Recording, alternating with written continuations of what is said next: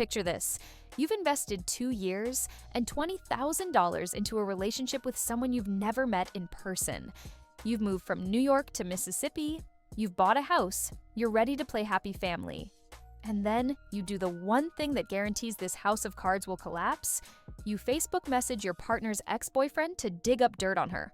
This wasn't Scott being cautious. This was Scott lighting the fuse on a bomb he'd been sitting on for 2 years. You Facebooked my ex-boyfriend and you messaged him. Lindsay's voice cuts through the awkward silence as she reads the messages off her phone. Scott's face? Pure dread. The kind of expression you'd have if you just realized you left your car running at a gas pump. The messages are brutal in their honesty. Scott asked Lindsay's ex-boyfriend point blank, "What can you tell me about Lindsay? I just know you dated her and I'm questioning whether I should get involved with her. You obviously didn't keep her around." So, she was either psycho or this was lame. Let's pause here. This man has already moved Lindsay into his house. Her daughter is there. He's playing stepdad. And he's still doing background checks? That's like proposing to someone and then Googling, "Is my fiancé a serial killer?" on the drive to the wedding. But it gets worse. Scott threw in this gem. "Thanks, man." Like waiting for the bus. Missed one.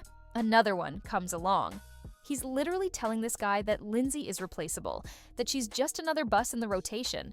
The metaphor is so casual, so dismissive, that you almost forget he's talking about the woman he supposedly loves, the woman whose daughter he's trying to parent.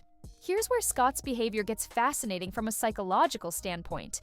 Relationship experts identify a pattern where people with deep insecurity will actually sabotage their own relationships before they can be hurt.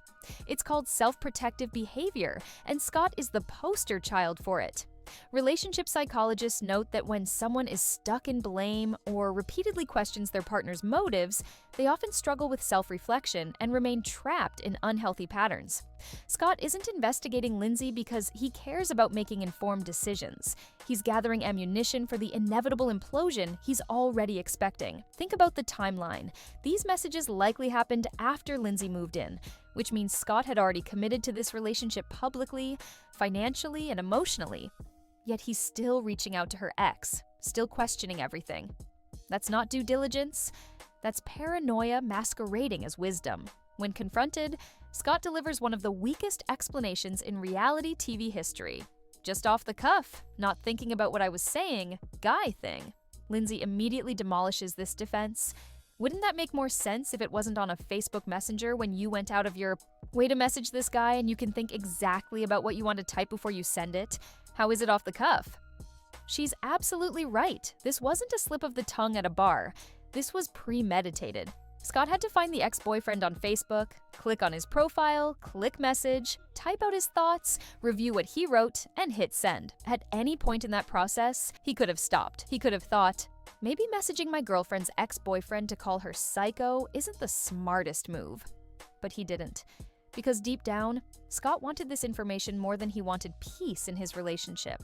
The confrontation reaches its peak when Lindsay throws Scott's own paranoia back in his face. "I am compulsed at the bottom of what your motive for being with me is. Please tell me what you think my motive is." Scott's response is painfully honest. To be able to provide a comfortable spot for your daughter, to provide a comfortable lifestyle for yourself. And I don't think it would matter whether it was me or Joe Schmo or anybody else. Let that sink in. Scott knows Lindsay is using him. He's explicitly stating that he believes she's with him purely for financial security and housing. He knows he's interchangeable. He knows this isn't about love. And yet, he's still here. Still playing house. Still acting surprised when things fall apart. Here's the most tragic part of Scott's story. He actually demonstrates surprising self-awareness at times. He admits Lindsay could be with anyone. He acknowledges that she's using him. He even tells his friend that he's questioning whether she's worth it. But then, the prospect of scootly poop just takes over his mind, and he's like a moth to a flame. He knows the relationship is transactional. He knows Lindsay doesn't love him. But he's convinced himself that having a younger, attractive girlfriend is worth the abuse, the lies, and the complete lack of respect. Relationship experts explain that people often ignore red flags because the longing for attachment is so powerful it overrides judgment, leading them to deny, minimize, or rationalize warning signs they intellectually recognize. Scott embodies this perfectly. He sees the red flags. He's literally documenting them by messaging Lindsay's ex. But he's so desperate to avoid being alone, so eager to show off his young girlfriend, that he's willing to endure anything. Lindsay makes an excellent point during their argument. Why can you have a nice, sweet, clean motive for being with me, but I got to have some ulterior motive for being with you? It's a devastating question because it exposes Scott's entire worldview. He's allowed to be shallow, attracted to her looks and age, but she's not allowed to be practical and seek financial security. He can objectify her, but she can't utilize him. The double standard is staggering. Scott moved a woman he'd never met in person into his house, supported her financially for 2 years while she was incarcerated, and bought a house for her and her daughter. Those aren't the actions of someone conducting careful, rational due diligence. Those are the actions of someone desperate for companionship who's trying to buy love. But in Scott's mind, his motives are pure because they're romantic, read sexual, while hers are sinister because they're practical, read financial. The Facebook messages become the first domino in a catastrophic chain reaction. Once Lindsay discovers Scott has been talking behind her back, she feels justified in going through all of his stuff. The trust is obliterated. Any remaining pretense of a partnership evaporates. She finds the lease agreement proving he didn't buy the house like he claimed. She discovers his old phone with messages to escorts. She uncovers hidden cameras around the house. Every lie Scott told, every secret he kept, comes spilling out because he opened this door by messaging her ex. According to reports about their relationship, trust issues plagued the couple, with Scott eventually having Lindsay arrested and testifying against her in court after their separation. The relationship transforms from dysfunctional to destructive. Lindsay starts throwing his belongings outside in the rain. The coffee maker from his infamous fridge photo, the only shred of dignity he had left, ends up in the front yard. She threatens to destroy the house if he doesn't let her girlfriend move into the driveway in an RV. From a pure strategy standpoint, Scott's decision to message Lindsay's ex is astounding in its stupidity. Let's examine what he actually accomplished versus what he lost in this transaction. What Scott gained was simple: confirmation of suspicions he already had. That's it. He got someone else to validate what he already knew deep down about Lindsay's character and intentions. What Scott lost, however, was catastrophic. He lost any remaining trust in the relationship. He lost the moral high ground since his own lies were now fair game for discovery. He lost Lindsay's cooperation in keeping their dysfunction private. He lost control over the narrative of their relationship. He lost his belongings' safety, with his coffee maker becoming a casualty in the front yard. He lost his dignity watching his possessions get thrown out in the rain. And most importantly, he lost any microscopic chance this relationship had of working. The risk-reward calculation is absurd. Scott gambled his entire relationship for information he didn't need because he already knew Lindsay was problematic. The whole premise of the show is that he fell in love with an incarcerated woman who showed red flags immediately upon release. He didn't need her ex to tell him Lindsay preferred her prison cell to his house. He didn't need confirmation that she was difficult. He lived with her. He knew. Here's the ultimate irony. Scott's attempt to verify Lindsay's trustworthiness proved he couldn't be trusted either.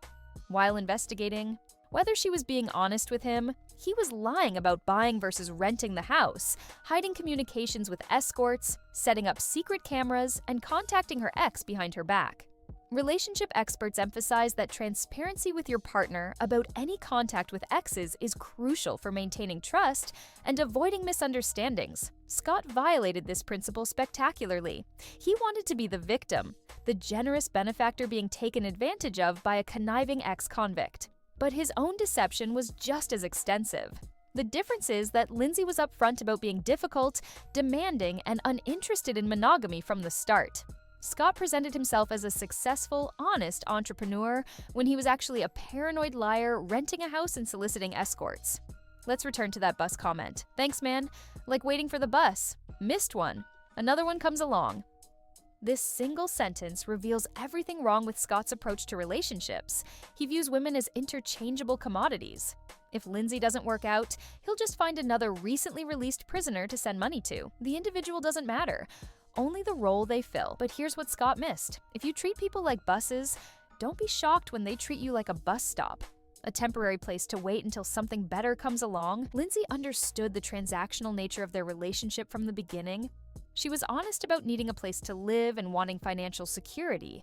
Scott was the one pretending it was about love, while simultaneously shopping for replacements. By the time Scott messaged Lindsay's ex, the relationship was already doomed. But that message transformed a slow-motion disaster into an accelerated catastrophe. It gave Lindsay legitimate grievances to add to her manufactured ones. It justified her snooping through his private belongings. It provided the moral justification she needed to turn his life into chaos. The couple eventually separated, with Lindsay facing serious legal troubles, including parole violations and multiple criminal charges, while Scott moved on seeking what he described as a genuine partnership based on trust. Scott thought he was being smart, protecting himself, doing his homework. In reality, he was handing Lindsay the ammunition she would use to destroy him. He wrote his own demise in those Facebook messages. What can we learn from Scott's catastrophic error in judgment? First, if you need to investigate your partner's past, after you've already moved them in, bought them a house, and started playing parent to their child, you failed at the basic sequencing of relationship development.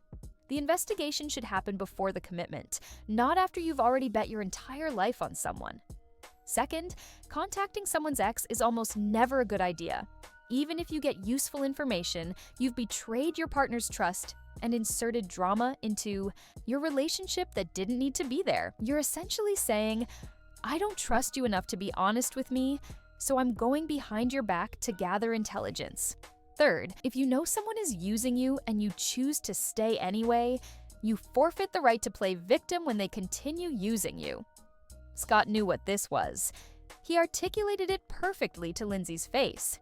He can't claim ignorance or betrayal when he walked into this situation with his eyes wide open.